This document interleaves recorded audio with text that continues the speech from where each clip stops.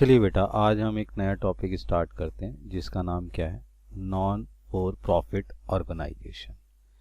ये एक इस तरीके का ऑर्गेनाइजेशन होता है, इसका मेन मोटिव जो है प्रॉफिट कमाना ना होकर सोशल वेलफेयर का काम करना होता है बच्चे। तो इसके बारे में एक दो बातें लिखते हैं, फिर समझते हैं कि ये किस तरीके से यूज किया जाता है। नॉट फॉर प्रॉफिट organization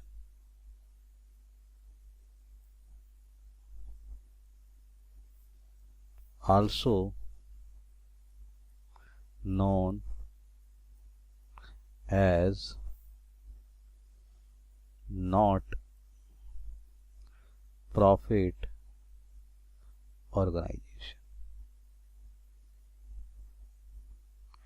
इसको क्या कह सकते हैं आप? नॉट फॉर प्रॉफिट ऑर्गेनाइजेशन भी कह सकते हैं, नॉट प्रॉफिट ऑर्गेनाइजेशन भी।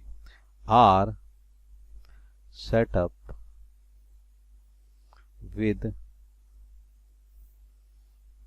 the objective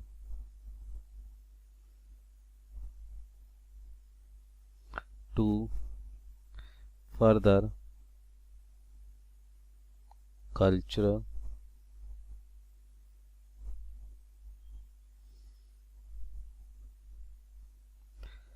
education,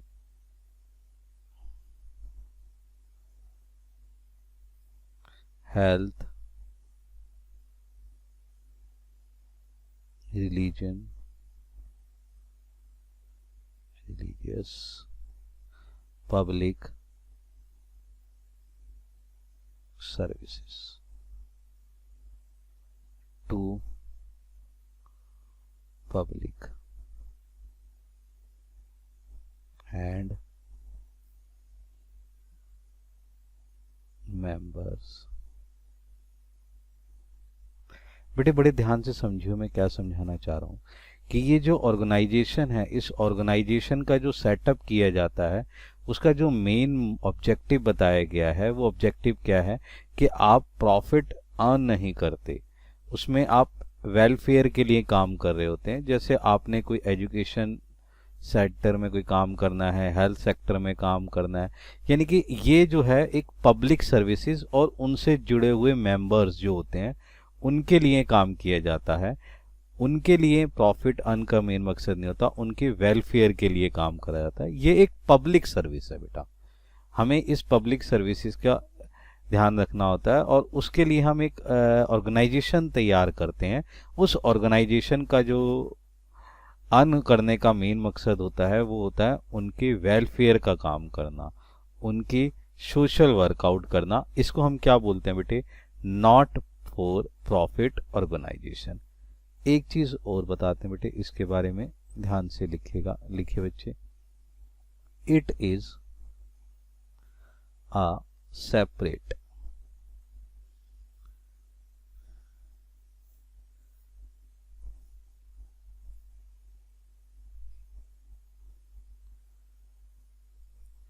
legal entity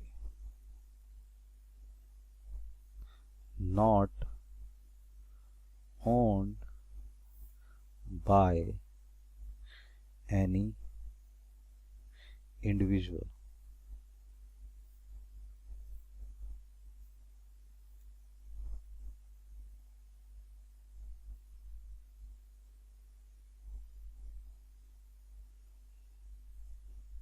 or an institution।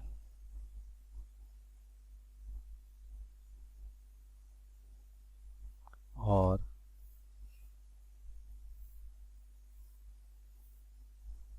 and enterprises।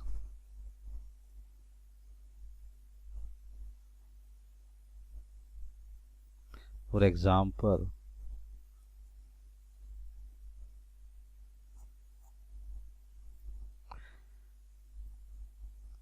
of such organization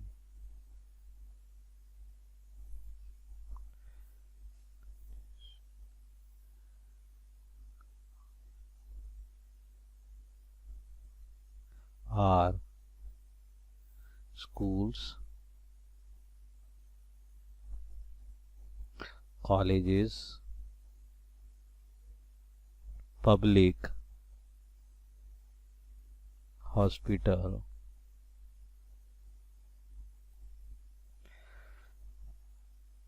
etcetera.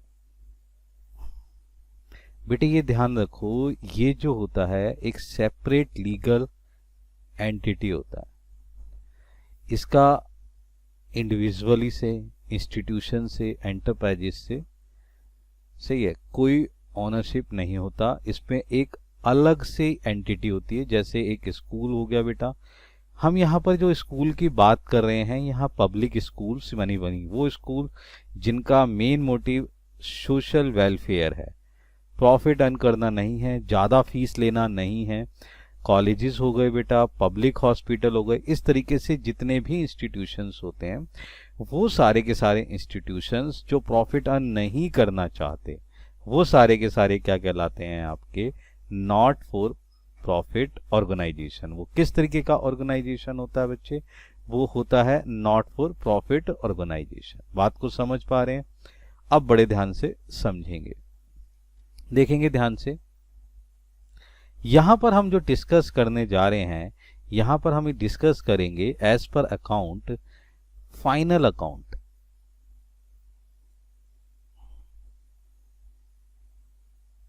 Of not profit organisation.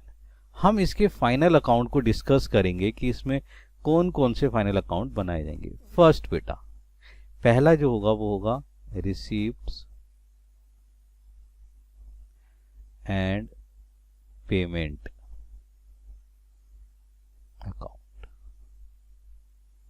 इस पे डिस्कस करेंगे बेटा। दूसरा क्या होगा? दूसरा होगा बेटा इनकम एंड एक्सपेंडिचर अकाउंट।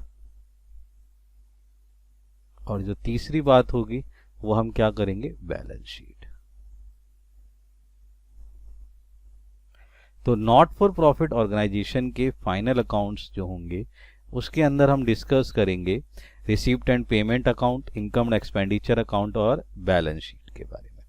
इसके अलावा हम कुछ फर्दर चीजें भी डिस्कस करेंगे। वो चीजें कौन कौन सी हैं बेटे? वो फर्दर चीजें हैं जो इंपॉर्टेंट डिस्कस करेंगे हम, जो इंपॉर्टेंट आइटम्स होंगे। वो इंपॉर्टेंट आइटम्स क्या हैं जिनके हम एक एक चीज पर डिस्कस करेंगे। पहला कि नॉट प्रॉफिट ऑर्गेनाइजेशन को हम फंड बेस अकाउंटिंग भी कहते हैं, तो फंड बेस अकाउंटिंग का ट्रीटमेंट किस तरीके से किया जाएगा वो चीज।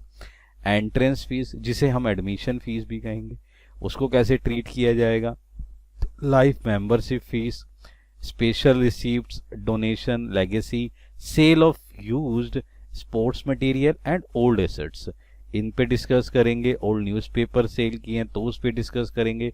Subscription, honorarium, revenue expenses, revenue receipt, capital expenditure, capital receipt, cost of goods consumed, इन सब आइटम्स को भी हम क्या करेंगे?